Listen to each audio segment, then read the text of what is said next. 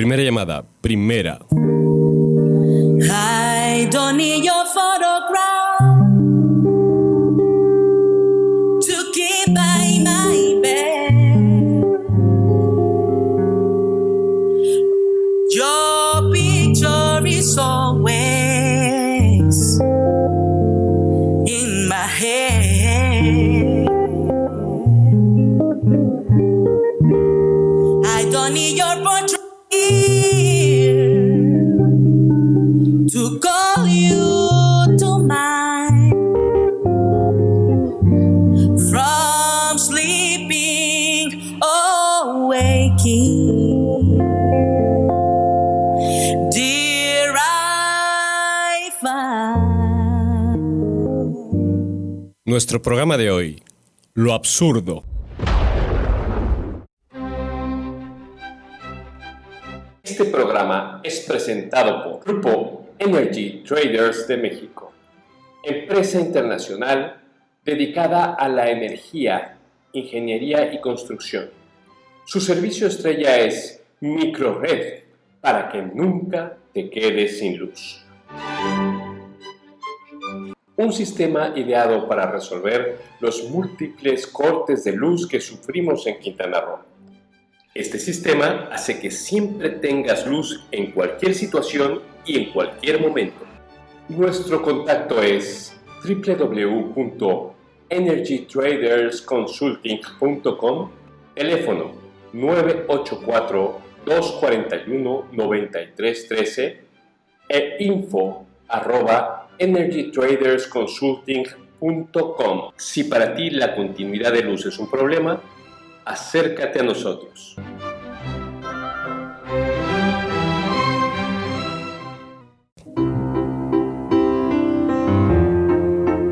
Segunda llamada, segunda llamada, segunda. Tu ausencia, una presencia equivocada, la de tu imagen, pidiéndome amor. Tercera llamada, comenzamos. Esto es Radio Maroma y Teatro, el programa en el que los artistas hacen grandes peripecias para hacer del ser la manera de ser. Bienvenidos. Abrirte los labios, meterme en tu cuerpo o decirte adiós.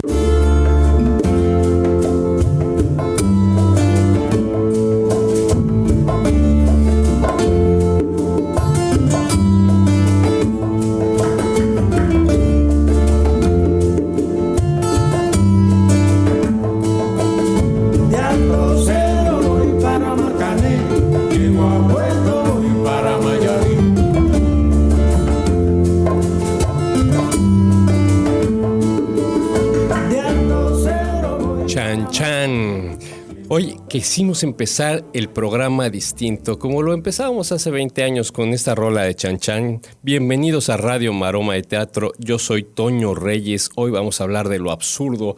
El absurdo es hacer este programa ya durante 20 años y que nos sigan escuchando. A mí me parece eso sensacional. Tuvimos al principio del programa a The Two con Tere, que es una voz sensacional. Este disco se grabó en el Festival de Jazz de Tulum, 24 quilates. Lo grabamos, lo hicimos durante 5 años. Era un festival maravilloso. Y bueno, pues hoy tenemos un tema especial, lo absurdo, lo contrario, lo opuesto a la razón, un poco de locura, un poco de contradicción de alguna manera con el tema, porque lo absurdo pues tiene mucho que ver con la realidad y a lo mejor la realidad tiene mucho que ver con lo absurdo. Y hoy tenemos una invitada excepcional que sabe mucho sobre lo absurdo, que además acabo de ver una obra sensacional que fue un fragmento de Esperando a Godot, que la presentaron la semana pasada. Ella la dirigió y vamos a platicar justamente sobre lo absurdo, sobre el teatro. Tenemos hoy aquí en Radio Maroma de Teatro a Erika Durán. Bienvenida, Erika. Hola, muchas gracias por invitarme. Pues es un placer tenerte aquí y realmente esta obra de Esperando a Godot, que refleja, yo creo que lo que esperamos todos de la vida. Y pues nos quedamos muchas veces esperando el amor, el dinero, la lotería, cualquier cantidad de cosas y nunca llegan como Godot. ¿Por qué decidiste hacer esta obra de este fragmento de Esperando a Godot? Sí, bueno, Esperando a Godot es una obra que yo leí en la universidad para una tarea y la primera vez que la leí no entendí nada. Me costó, me pesó. Me estresaba ya no saber si me perdí entre las hojas o por qué repetían todo. Y por eso mismo se quedó conmigo. Y haciendo teatro y pensando qué otra obra, qué más podemos hacer, qué podemos traer a la isla. Hace como año y medio pensé, quiero hacer Esperando a Godot. Quiero hacer Esperando a Godot y quiero que el árbol sea tela blanca. Yo dije, eso es lo que quiero. ¿Cómo, por qué, para qué? No lo sé, pero eso es lo que quiero. Y lo voy a hacer de una forma u otra. Tenía que ser de alguna manera absurdo, ¿no? Un árbol blanco con tela que pues es una representación de algo, ¿no? De algo o de nada. Realmente uno le da el sentido al arte. El arte no lo tiene por sí solo. Y es una obra un poco larga, un poco pesada, siento yo. A mí me parece una obra pesada. El ver una conversación de una manera tan pura nos cuesta, porque no podemos identificar el motivo por el cual se está diciendo. Uh-huh. Y es una obra donde el diálogo siempre se está repitiendo y repitiendo y cambiando como el pensamiento mismo. Entonces, para un primer acercamiento, dije, quiero hacer solo una parte, solo como un experimento, ver si funciona, si no funciona, ver qué siente el público que la vaya a ver, si es que hay público que la vaya a ver, qué siente de esto, y en base a eso ver qué más sigue, con qué podemos continuar, qué más podemos hacer diferente a lo que se ha visto en Cozumel. A mí me llamó mucho la atención cuando la presentaste, porque, pues bueno, a ciencia cierta estabas un poco insegura en si presentarla como un performance, como una obra de teatro, porque evidentemente te saliste bueno, esto me ha tocado verlo en otras ciudades, en varias propuestas, pero en Cozumel hiciste algo a la vanguardia, porque te saliste del escenario común, que es el escenario teatral, un foro, a una galería.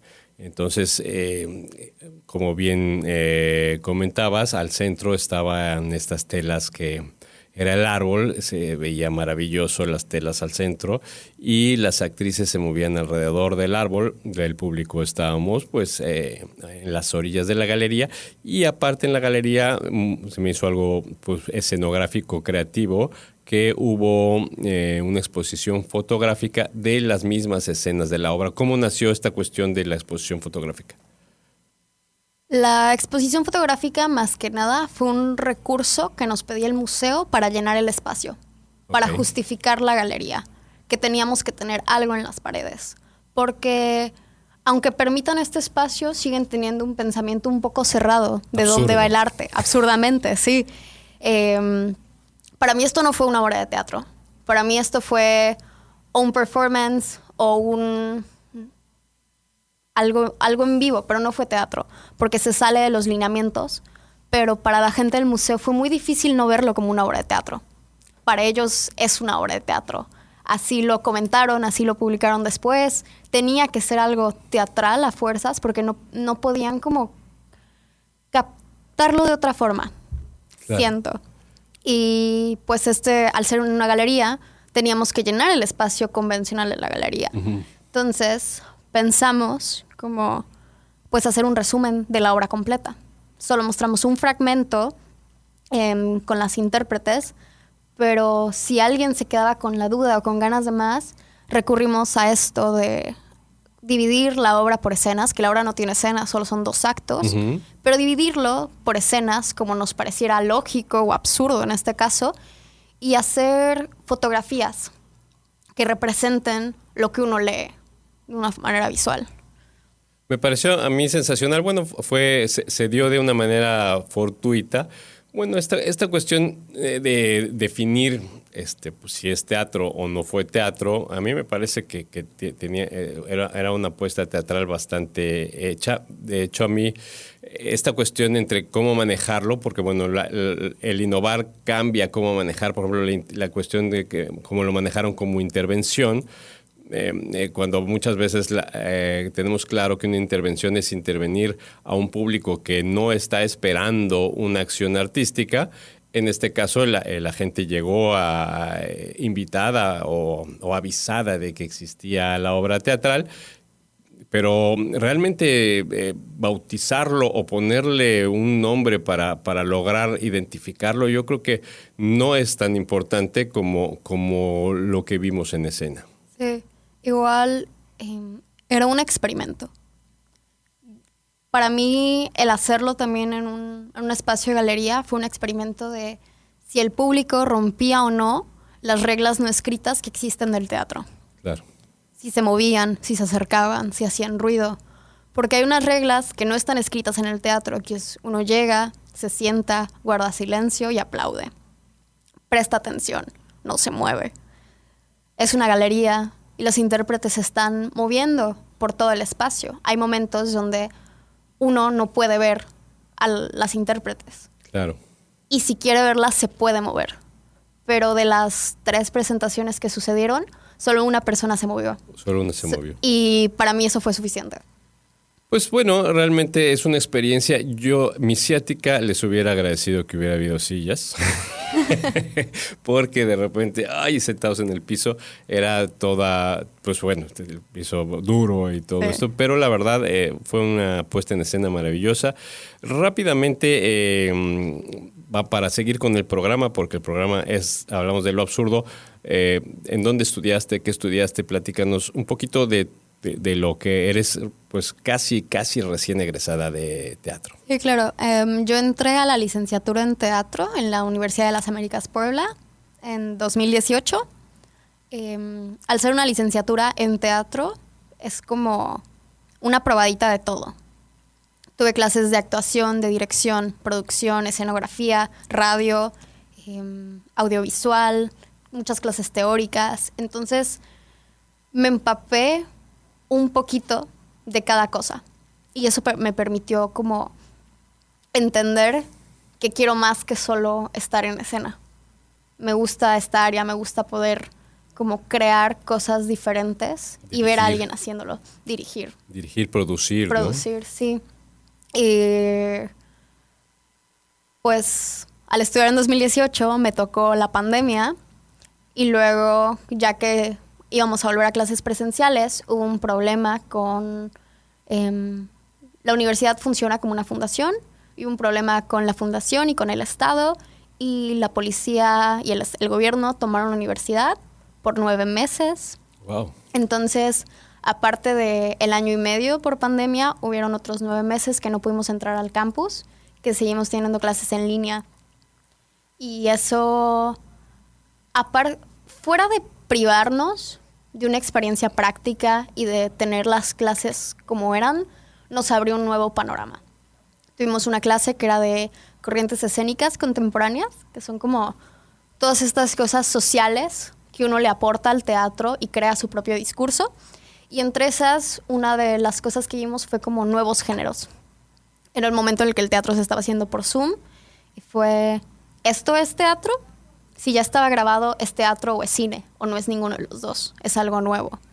Entonces, eso me permitió entender que el arte, las artes escénicas, las artes vivas, aunque sí tienen parámetros, y es importante conocerlos, no te tienes que detener en ellos. Uno puede abrir su panorama, puede investigar más cosas. Y por más triste que haya sido tener clases en línea, agradezco mucho por haber tenido ese conocimiento en específico. Saber que el teatro es más de lo que ya se ha hecho.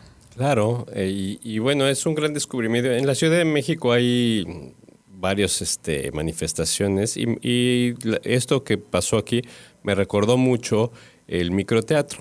este microteatro que se hace justamente así en salones, en algunos hay sillas, en otros no hay sillas. Son obras cortas, son obras de 15 minutos aproximadamente, y las personas pueden ver 3 o 4 obras cuando van pasando. Van pasando entre obras. Y pues bueno, hay teatro callejero. Padre Ubu, Oscar Flores, que estuvo con nosotros el programa pasado, un gran amigo, un excelente actor de la Academia Jacques Lecoq. Él justamente hace una obra de teatro de Padre Ubu en el mercado, porque es justo como mercader, como comerciante millonario que es el padre del lugar, y lo hacen en un mercado. Entonces es una puesta en escena también interesante. El teatro pues hay que llevarlo no solamente a los foros establecidos como tales, sino al absurdo. Hay que llevarlo al absurdo. Y justamente pues vamos a entrar en el tema de lo absurdo. Y pues dime, ¿cuál crees que haya sido la primera acción o la primera circunstancia absurda en la historia del mundo? Crear el fuego. Crear el fuego. ¿Por qué? Crear el fuego.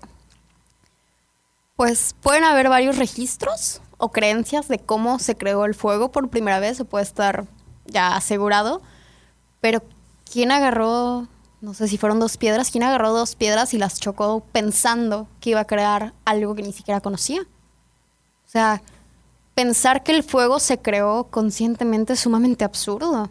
Claro. ¿De dónde? ¿De dónde sale?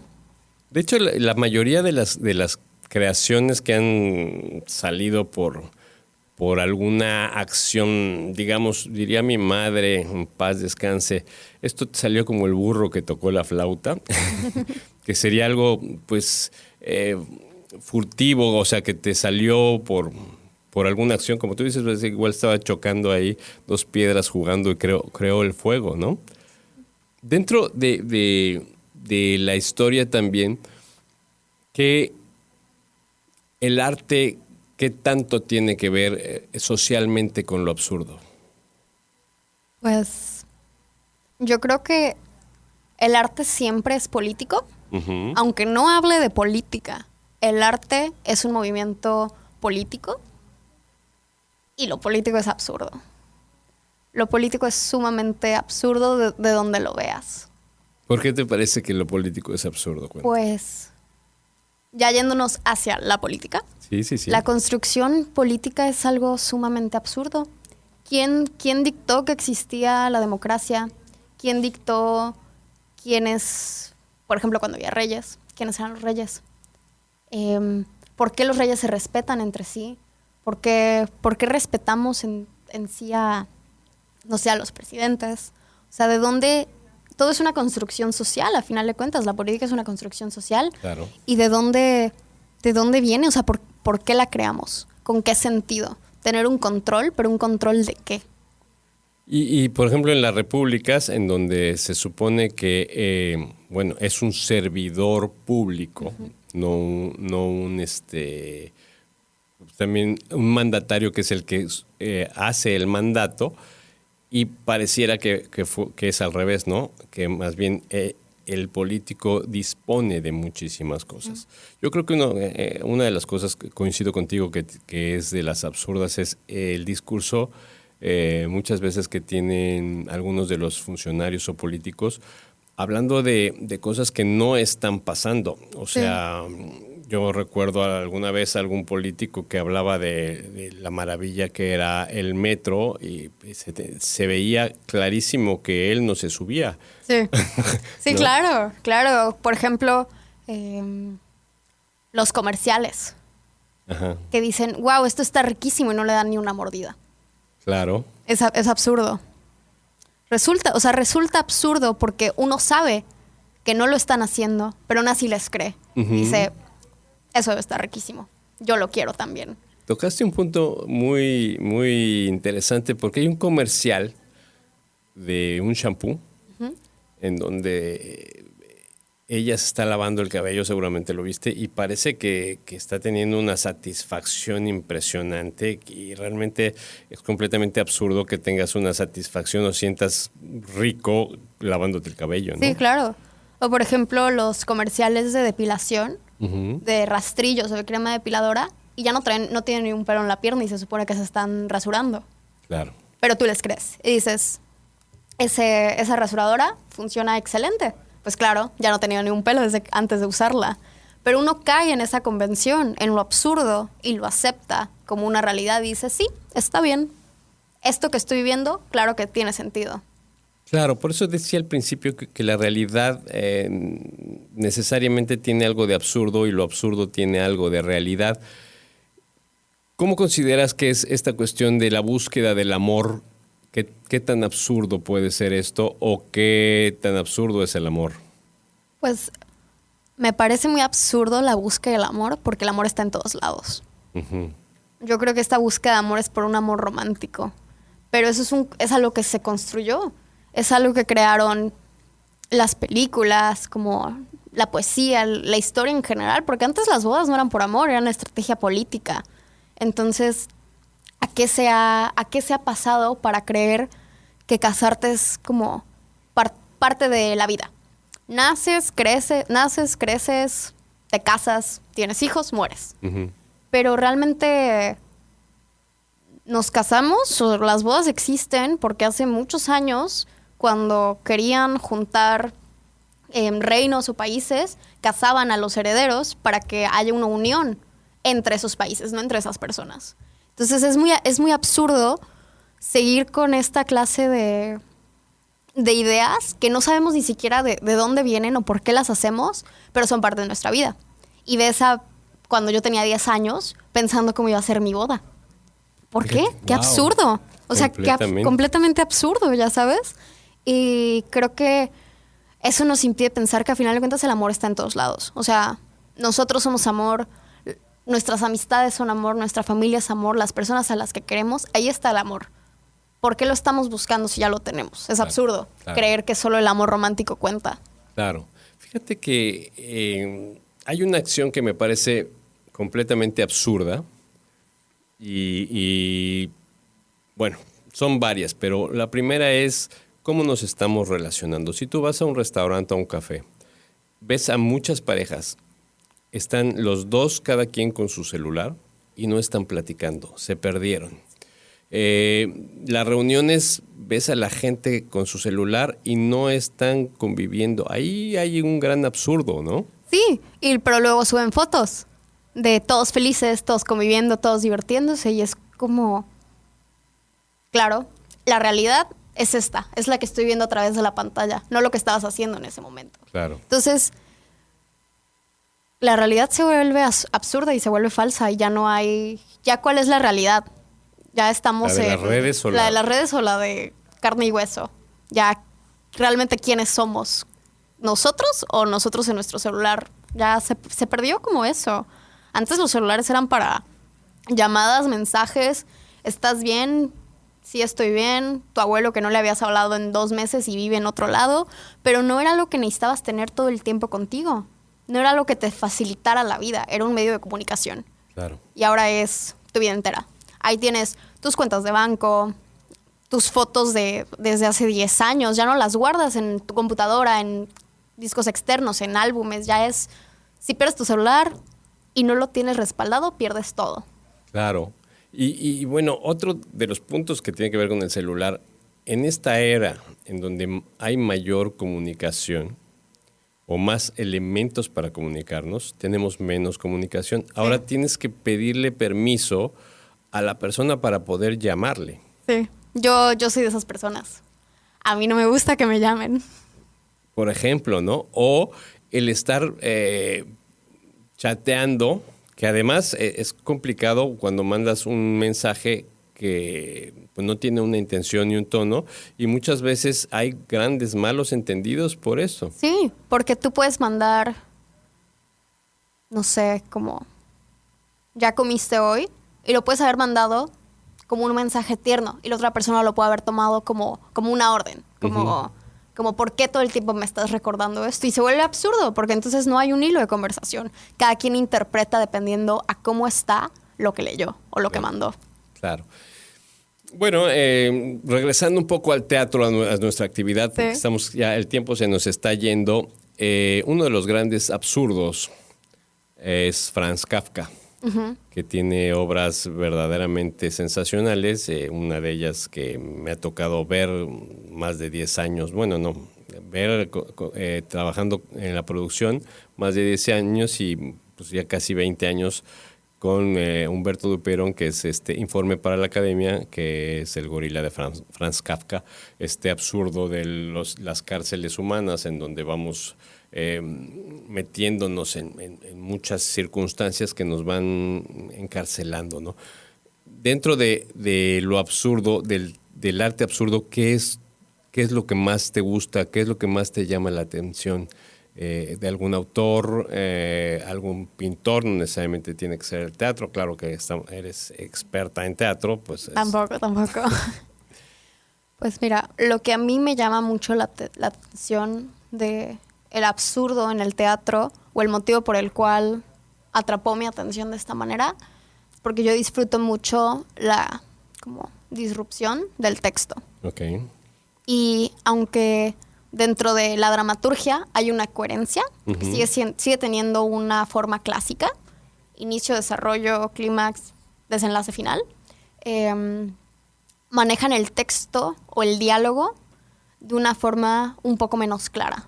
Y tienes que leerlo varias veces o interpretarlo varias veces y cada vez vas a encontrar un significado diferente, porque no te está dando las cosas con peras y manzanas.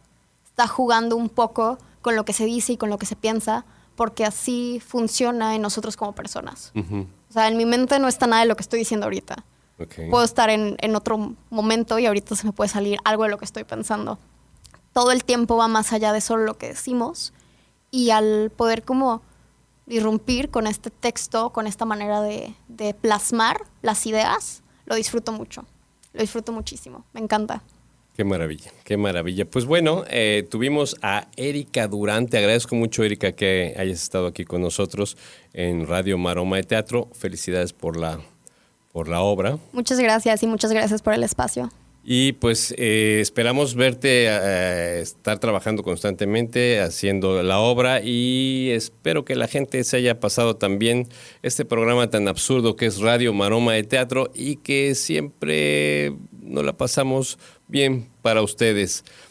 Nos escuchamos la próxima emisión. Vamos a quedarnos con Buenavista Social Club y nos escuchamos la que sigue. Yo soy Toño Reyes. Hasta la próxima. Agur.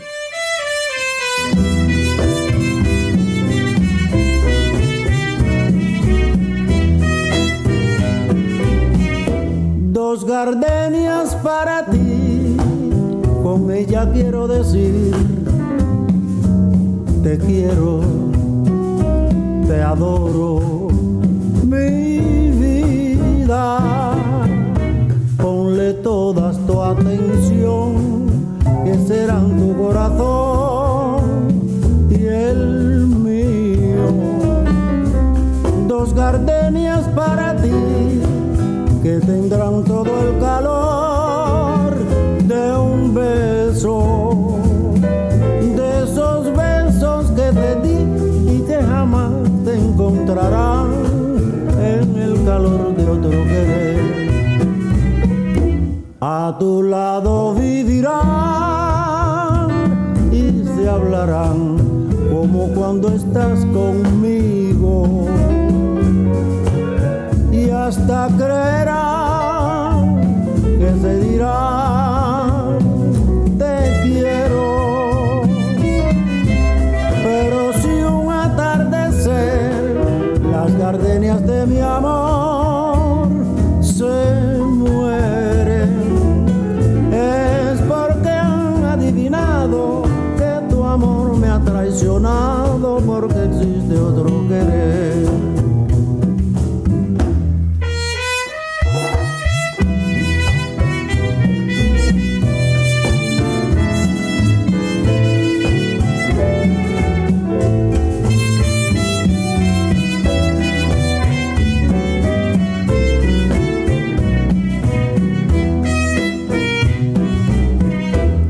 a tu lado vivirán